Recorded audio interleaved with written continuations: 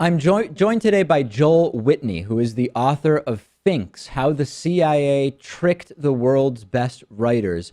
Joel, this is of particular interest now in a world of swirling fake news, accusations, different levels of trust of American intelligence agencies, as we're seeing through the Donald Trump transition team with regard to Russian hacking and CIA and FBI reports.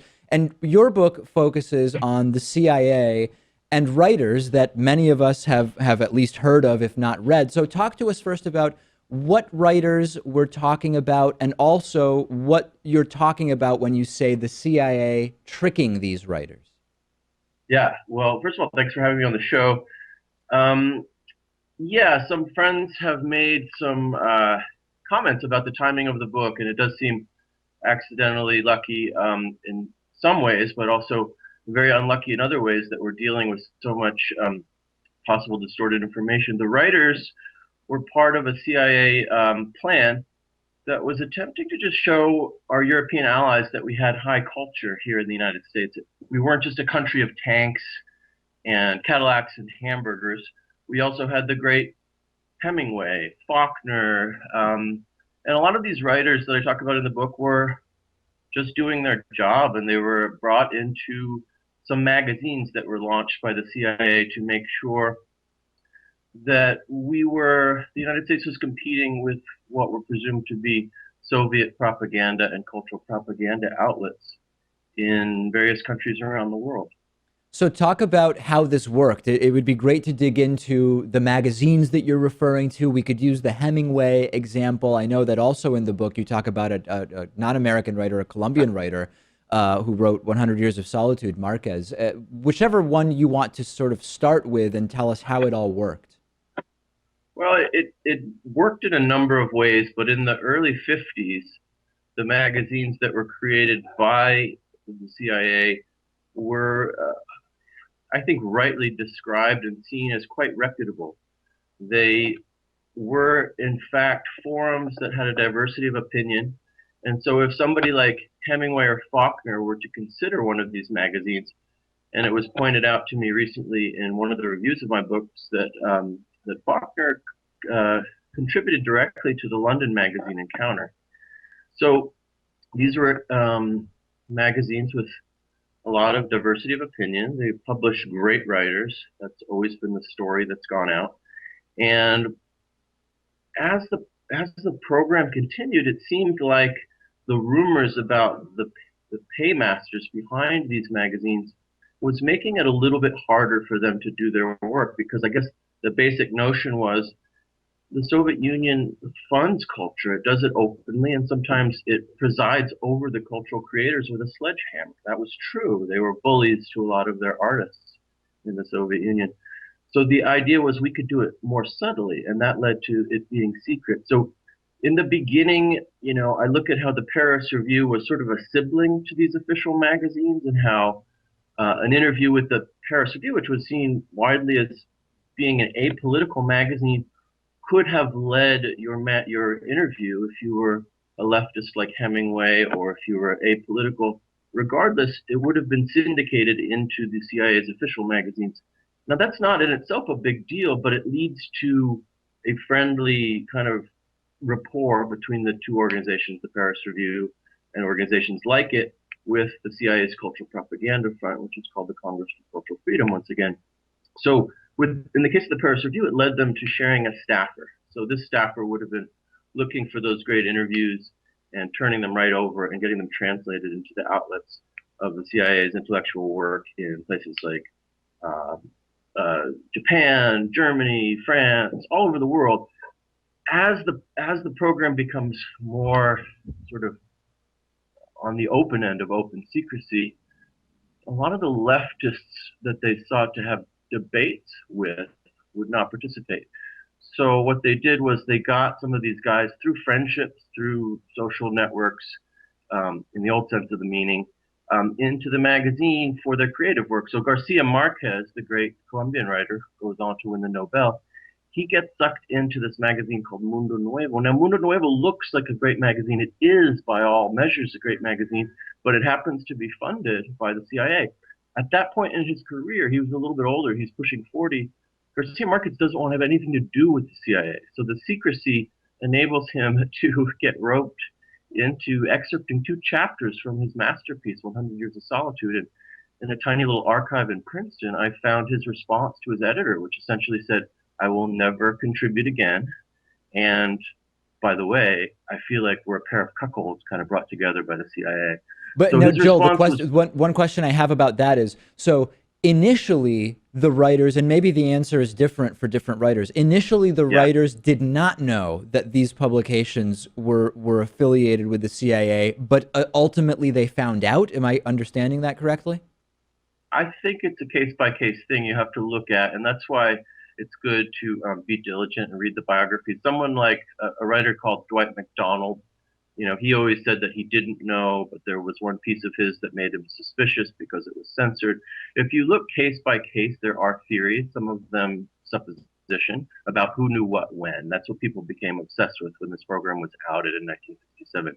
Now, I show that George Plimpton, the editor of the Paris Review, probably knew that the Congress was getting its money from the U.S. state. Whether he knew it was CIA or not is not totally clear, but he knew that before the revelations came out. And that matters because it shows on one level, if you're in favor of this program, it shows his patriotism. If you're against it, it shows that he was willing to tolerate a little bit of secrecy to beat the Soviets and to co-fund a Paris editor at the time in the late 50s, early 60s. So you kind of have to ask case by case. Even Garcia Marquez said that when he was contributing, he knew the rumors in the mid 60s. By then, it would have been, and places that were anti-imperialist, like Latin America, where there'd been a revolution, in Cuba after so much, bullying by the United States at the foreign policy level, they were suspicious in some cases much earlier. The leftists tended to know. Some of the people who participated, like Nelson Aldrich at the Paris Review, he was the hinge between the Paris Review and the Congress for Cultural Freedom. And he said there were open secrets and open rumors, and that he didn't know, but he effectively believed that it was a CIA program. And so as it's getting ready to be exposed in 66 and 67, I feel like those rumors grew in intensity. There's some interesting sort of subtlety to some of these examples in the sense that, I mean, for example, to take the Mundo Nuevo example, generally considered sort of like a moderate left perspective. And you might say, well, the CIA is not necessarily known for being moderate left, although I guess the political leanings of the CIA, or at least the perception of those leanings, has shifted over time. But you might say, well, what's the interest of the CIA in being involved with a moderate left perspective? And the context was, well, you had the Cuban Revolution, which was seen as a radical left perspective. So comparatively, it was quite moderate to support a moderate left perspective. And to me, that signals a sort of subtle understanding from the CIA that maybe not everybody attributes to it. Yeah, I think that's fair. And I think some of my peers in the study of the so-called cultural Cold War have insisted on that and pointed that out. Not everybody in the CIA saw it the same way, number one. A lot of the people who worked with them were not CIA agents per se, but collaborators too. And some of them were famously liberal and even socialist, like Norman Thomas, I think a founder of the ACLU, was a collaborator on a predecessor to Mundo Nuevo called Combate, and that was based out of Costa Rica. There were a lot of people who, very much believed in ideals that we do associate with the United States in our founding documents, but we don't so much associate with the CIA. There was a diversity of opinion, but you put your finger on the main thing that I wanted to explore, which is if someone is of the revolutionary left, they're not going to read blunt anti-communism that sounds like a relatively centrist or even reactionary position on some of these questions about imperialism, about the role of the United States in the world. So, a liberal left perspective would have seemed like a way to bring them back. And I think that's what Mundo Nuevo was doing. I describe it as just too left enough. And I say that just too left enough to engage the people who were in favor of the Cuban Revolution, whom they were trying to orchestrate a debate with. I admire that debate. I admire any debate that brings socialists in conversation with liberals. It was the secrecy, I think, that made it troubling and made people like Garcia Marquez quite angry when they found out. What can we take from the story that you write about in Finks in terms of its application to 2017, the incoming administration, trust and distrust of agencies like the CIA and FBI? I mean, how do you connect the two issues? Yeah, I mean, a couple of things. First of all, secrecy tends to lead to a blurring of our language and of our terminology. So, a phrase like hacking. If I'm going to examine the usefulness of this idea of the Russians hacking the election right now, I want to know exactly what the allegations are insofar as hacking, because we use hacking as a metaphor. We life hack something. So what does that mean? If it's just the allegation that hacking is actually being used to describe a leak, then I also want to ask, were the leaks truthful or not, even if they were unfair because they only pertain to one candidate?